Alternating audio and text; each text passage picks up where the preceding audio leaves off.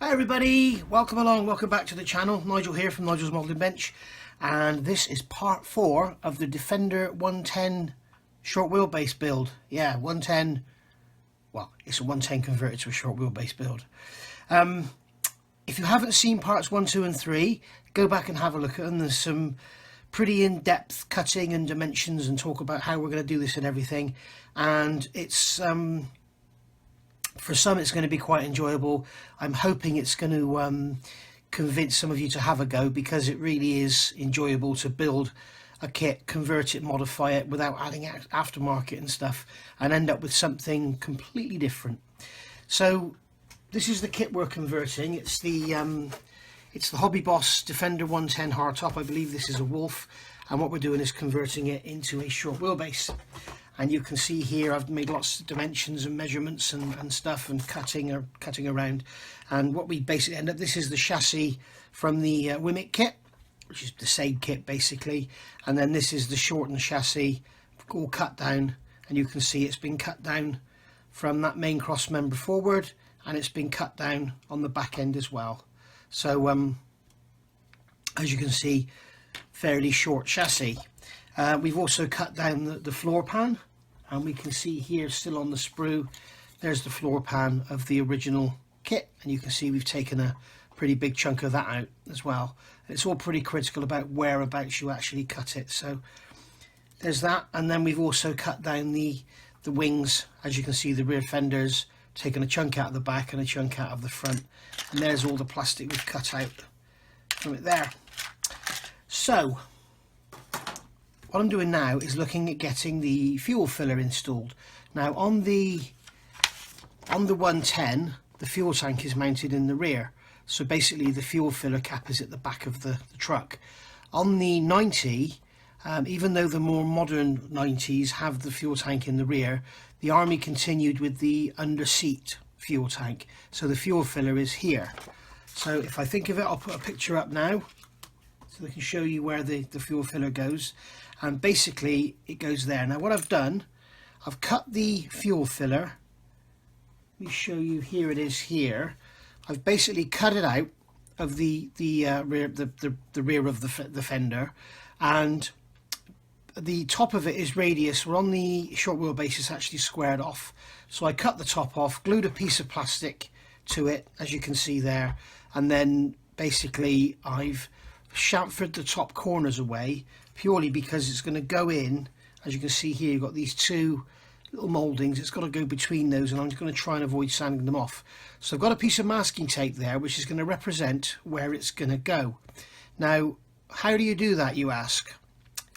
What you do, you take a piece of masking tape, piece here, 10mm, and I'm just going to stick that to the front face like so, push down, and then with a knife, oops, I've just thrown it on the floor. Okay, so with a knife you just go around and just cut the masking tape away, so you end up with a piece of masking tape the same shape as the part you want to put in there. Now remember, with this you've got these chamfers on the top corner and they're not dead equal, so this masking tape is actually the right side because it's glued to the front. So you need to make sure you remember that if you're doing this kind of method. For some things you might be putting them in the other way, therefore the sides will swap left to right. Like for instance, if I stuck the masking tape to the back, then when I put it on there it will be the wrong way round. So doing it this way, it's the right way round, so it's an exact copy of that. And I've done that previously, and we've got that here. You may also remember that when we did the shortening conversion, there was this box in the side where they put jerry cans and stuff, and I shortened that and I used that as a clamp to hold it all together. So now we can cut that away. So what we need to do is gently, bit by bit, don't try and take it all at once, is just go in and cut this away like so. Okay, and make sure you don't go trying to hog it all off in one, because what you'll end up doing is probably splitting the joint. Now doing this actually risks cracking the joint anyway, but that's another reason for not using super glue. When you use polystyrene cement, it welds it. When you use super glue, it actually glues it together.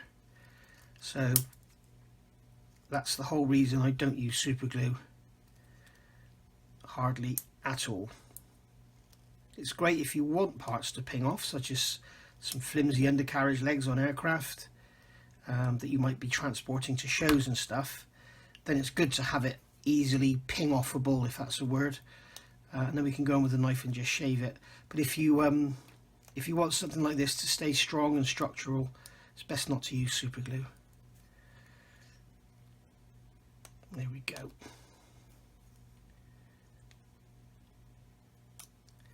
So that's that cleaned up. So we can carve away the excess with a knife, and then we can come in with our 200 grit sanding pad and just sand away until we get a nice flat surface. Now, how far you go with getting this a nice flat surface doesn't really matter, because it's not going to be seen. I just don't want to see this great big chunk of plastic in the wheel arch, so that's why I've removed it. And obviously I've had to remove it on this side because that's where the fuel filler is going to go. So we'll get rid of all these chunks of plastic, and I can come back and look at that later. So put that away. Let's get rid of these instructions, they're in the way. Right, so I need to now fit this into there. So I've got my masking tape on the front, I'll leave that on there. What I'm going to do, with a point, I'm going to come in here and I'm just going to make some marks in the face of the part to give me a guide for my drill, and I'm going to drill through the plastic like so until I've gone through, and that'll basically give me something to start with. So I could just go in like this with a twist drill, or you can come in with a battery drill or whatever, but I always find it's just as quick to do it this way. And the other thing is you have more control.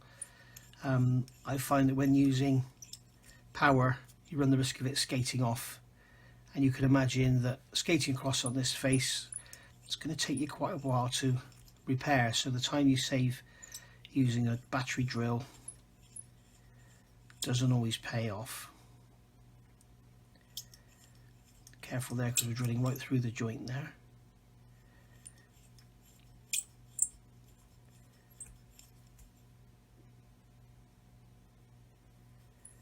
Right, go through.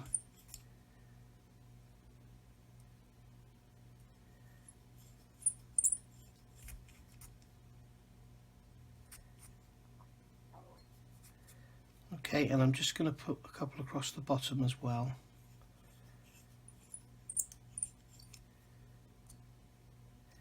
If you remember that white you can see in there, that was the plastic card we put into that hole. If you remember, we put the plastic card into the hole and then pulled it all back, clamped it up against that plastic card, and that gave us the correct dimension. Now, to do this, there's a couple of different ways. You can come with a big drill in the centre and just drill it out, or you can take your drill, and if you angle it sideways, it will cut a slot. Okay, or you can drill more holes in between. This is known as chain drilling, and then when you turn the drill sideways, the holes sort of elongate and become one. Okay, so you can go into that hole there, tip the drill over, and you can see there what's happening. It's all becoming one slot.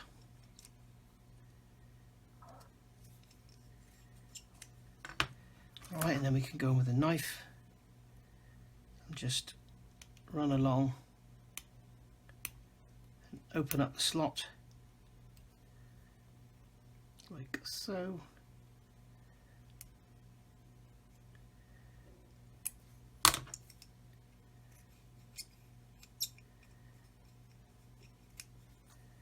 Come in from behind.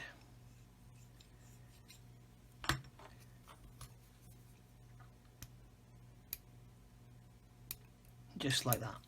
So you end up with one long slot then. Okay, it's lifting the tape up. And then the other thing you can do is just go in the centre like so. I'm just going to drill a small hole there, and then you could come along with a drill. This is 2.5mm, I think. I got my Tamiya drill here. Just put that in there. I can go into the centre and just drill that through.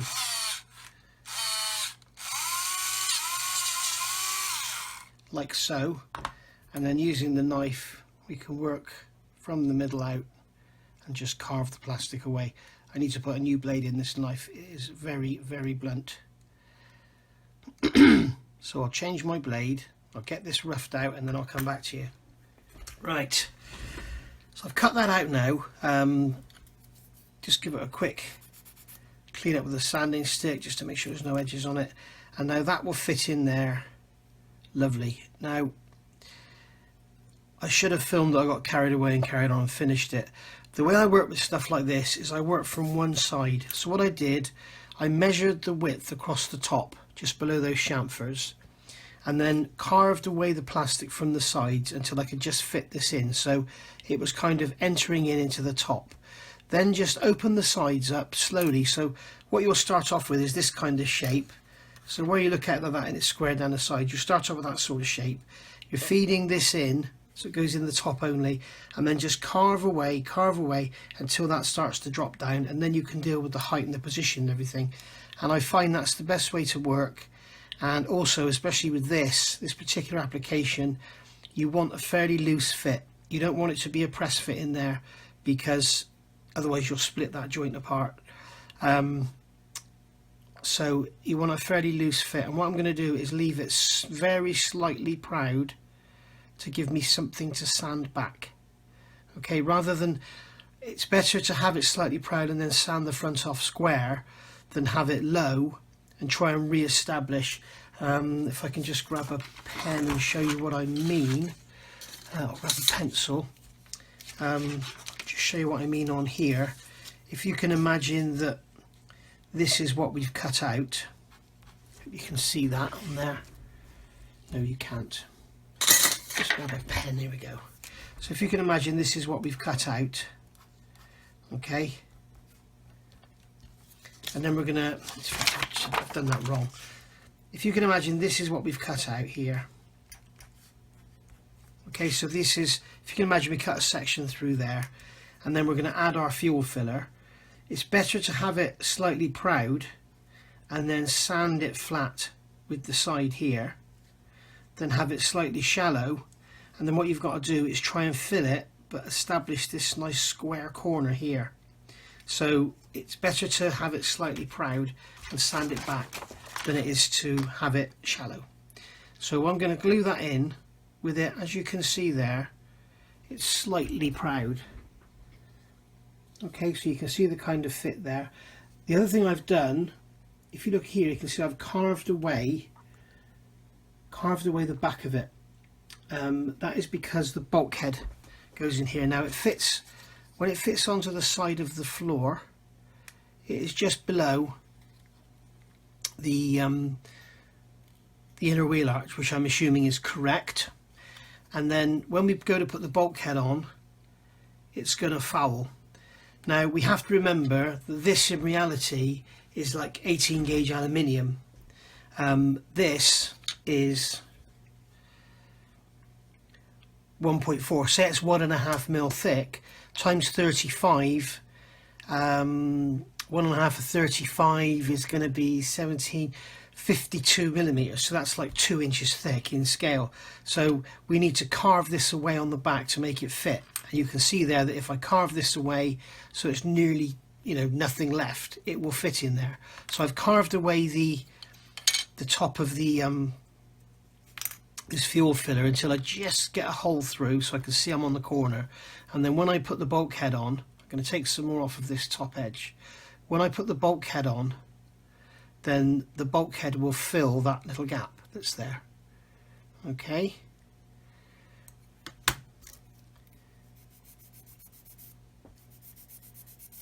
So there we go. So I'm going to glue this in now. That piece of tape there I just put there as a parallel line for me to work to. Get rid of that tape in case the glue gets under it. So I'm just going to put that in there so it just sits in.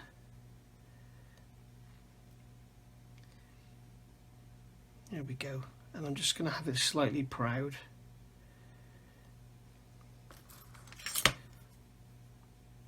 So we just nudge it in flush and then just bring it forward a touch. Doesn't need to be very much, it only needs to be a tiny amount, just enough just to sand off. Okay.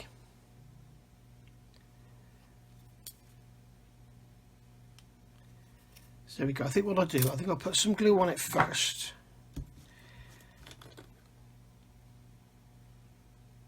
Now you may be tempted here to use super glue. The reason for using super glue here is because it will dry quicker and you can get to work and sanding it and it won't sink back like this may. The problem with using super glue here is when you come to sand it, it will be very difficult to sand and you'll end up putting troughs around the joints. So it's better to have uniform plastic than it is to have hard lumps of super glue to sand on, especially when you've got to be careful and not sand away these details here. Okay, so I'm happy with that. I'm not 100% sure this is the perfectly correct position or the perfectly correct size, but photographs I've got online, Google is your friend, show them being this kind of size and shape and position. So there we go, that's very slightly proud now. And that's it. Now what I'm going to do, I am going to put a drop of super glue on the back so I can lock it in place. Super glue and a Pringles lid. Somebody asked the question, why do I do it? It's because I can have it there and use it. So I put super glue in from behind and that'll go into the seam and that'll just kind of lock it in place. And then I can put Mr. Tamiya extra thin on the front and that will actually weld it in place. Don't put the Tamiya extra thin in until the super glue is dried. If you touch the brush into that super glue, it ruins your brush. So you have been warned. So just going to put that in there. I'm going to get a cotton bud and wipe away the excess super glue there because it'll interfere with the fit of the bulkhead. That can stay. There we go, just like that.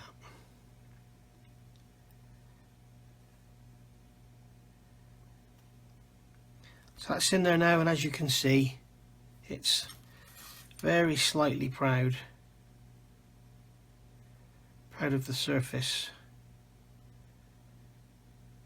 So I can sand that back now and it'll be nice and square on the front edge. So we'll let that go off and then we'll put some extra thin on it. Oh yeah, why do I use Pringles lids? Many reasons. I can rest a tool on the edge of it like that and not have to leave it in the glue. When the super glue is in there, it's flat, it's stable, I know it's there, I can move it over here if I want it over here, I can move it over there. If you use like a bottle cap, it's easy to knock over. A lot of modelers put a piece of tape down and put the super glue down and then they put something down on top of it or they put their elbow in it, which is not a good thing. When I finish with this, I can move this over here out the way, so it's out of my working area. But then I might want some more super glue in 10 minutes, so I can just bring it back in, and there it is. I can use it. And the other thing is once it's dry, like this area here, you can see this one's dry. It just flicks off, and you can see I can grab that.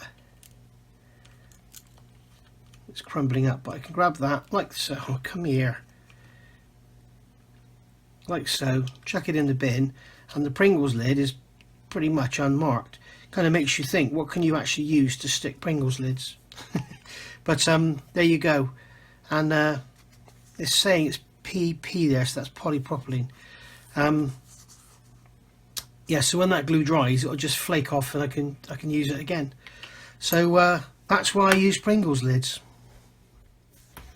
Okay, so here we go. Now I've carved this away and I actually managed to cut my finger. The white stuff you can see on my fingers is decorator's cork, also known as plastic putty. These plastic putties that you use that are removable with water, I'm sure that's all it is decorator's cork. So basically what we need to do, we put this in. I've sanded the front of this flush now. It needs a little bit more Mr. Surface in there. I've got a couple of little gaps in there. I've also gone in and cut it lower down. If you go back a few seconds in the film, if you look at that now, you can see it's actually lower down. When I actually looked at pictures, it looks like it was more elongated. So where I've cut the top off, it's probably what I should have done was opened up the radius at the top. Where it was radiused, I should have cut the corners out rather than cutting the top off. So I've extended it now, and just by literally scraping with a knife just to get it lower down. And I also glued an extra piece of plastic card on the bottom just to thin it up, or a piece of scrap plastic from this kit. So yeah, that's going to fit in there like so. And then as we can see, as I mentioned earlier, it's going to interfere with the bulkhead. You see it sticking out there, but we've carved a load of the plastic away, so we've basically ended up just going through. And then what I've done is put the bulkhead in place. Okay, come in from underneath with a pen, draw a line around there. So just come in and draw a line there, and then draw a line there, and then when you actually take it off, you can say, right, I need to scrape out between there and there. Okay, then come in with your knife, cut away like that, remove the plastic. Don't cut yourself like I did. I actually slipped off the end and stabbed the knife straight into the end of my finger. So yeah, that absolutely killed. And then we can basically just sand away that there till it's smooth and get rid of those pen marks, because we don't want them on there. And then there we go. And then what we can do then is put that in place like so, and you can see it's thinned out, and then this will fit, this side panel will fit perfectly in place, and there we go, we've got our fuel filler in there. Okay, so this is surely now getting all ready to get glued together. Now the next thing we need to look at is the roll cage. Now this is the roll cage for the 110. Okay, and if we look at the original side panel here, we can see that this would fit on there like so, and then the front hoop would go here. Now we've got these lugs on the top here, as you can see here, we've got these lugs on the top, and this would basically, the middle three legs would go into those lugs, and then this one would fit into the back corner, and then you've got the actual main hoop that goes behind the driver that would fit in there. And if you look at the top of the bulkhead, you can see there is a raised portion there where you get that platform. And if we look at a piece of the bodywork that I've cut out, you can see that's what I've removed. You got this sort of, that would have fitted in there like so, and given you the hole that the actual roll cage goes in. So what we need to do now is basically, once it's all together and fitted up and glued up and everything solid, what we need to do is look at where the roll cage is going to come. So we'll put the main hoop in like this. We can just cut that away like that and add a piece of plastic card to the top. I also need to remove these three here because they're not going to be representative. And then what we can do is put the main hoop in like so. So that's going to be held in there like that. And then when this rear cage goes in, I know this is the wrong side, but you can see that basically it looks like pretty much if we just cut the back half of the cage off, and then add a little extension in here where my finger is, we'll be right for coming back. But this needs to all be square. So I need to go on now and get this body all glued together, but I think first of all I want to make sure I got this here perfect, because it's much easier to work on a flat panel in your hand rather than have to work on the whole body. So let me get some more Mr. Surfacer in there and then I'll come back. Right, so now what I've done, those little legs that were inside there, I've sort of shaved them off with my razor saw, and you can see I've got some in here. Where's my tweezers? There they are. So you've got these little tiny thin slithers of plastic, and they're the mounts for the roll cage. So I've cut those off so they're ready to glue back on, just for if you want to have the top off and show the inside. I've also put some Mr. Surfacer in the holes that are left, so we'll let that dry off now and then we can sand those. And I've also put some Mr. Surfacer around the end of that, around the outside of that fuel filler. And it looks like where I've been scraping it, I've got the front edge tapered a bit, so that's going to need a bit of work just to sort that. But that's nothing much. Roll cage, I've cut the back off. You can see this is one half and this is the other half, obviously the opposite. So you can see I've cut this rear section off, and to do that all I'm going to do is come along with my snips and cut that back off like so. And then this again is where these, we're also going to get rid of that ejector pin tab, and this is where again these sanding blocks come in dead handy, because they're hard. All they will do is remove the sprue nib. So when you want to sand things like this and remove the mold seam and remove the sprue nib, it's perfect. Now when you come to the top, you'll have to be a little bit careful, because obviously if you just keep sanding on an angle, you'll sand through there because it's curved. But when you're on the flat or working around the outside, then you can just go like that. And then again for these mold seams here, this is the 220 grit I'm using here. And just go over there. I'm not going to go too mad with these mold seams because we'll have to sand the joint. And then that one there is quite big, so I'm just going to gently scrape that with the knife first before I go in,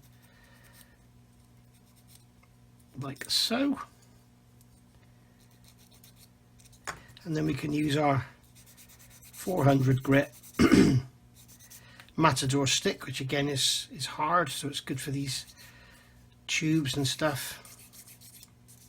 Yeah, you can just scrape them, but you know, with this, doing it this way, you're also going to get them nice and cylindrical rather than putting flats on them.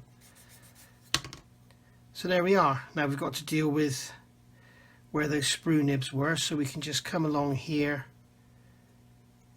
and cut that with the knife, and then I can get in with the corner of the sanding block there and just sand that out, and then again swap sides, sand that joint off of there, again swap sides, and there we go. That's that pretty much done. And then for your polishing, just come along with a flowy skinny stick, a blue one here, which is good for polishing, and that will just finish off all your little areas like that. That's good for getting into the tight spots like so.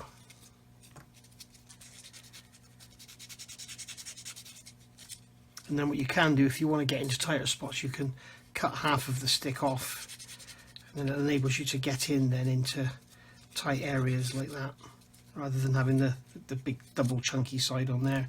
Just do the same on that one. And there we go. I'll cut that nib away from there.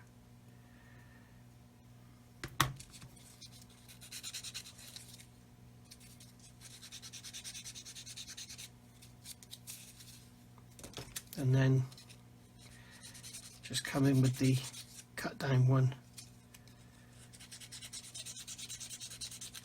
just like that. There we go, job done.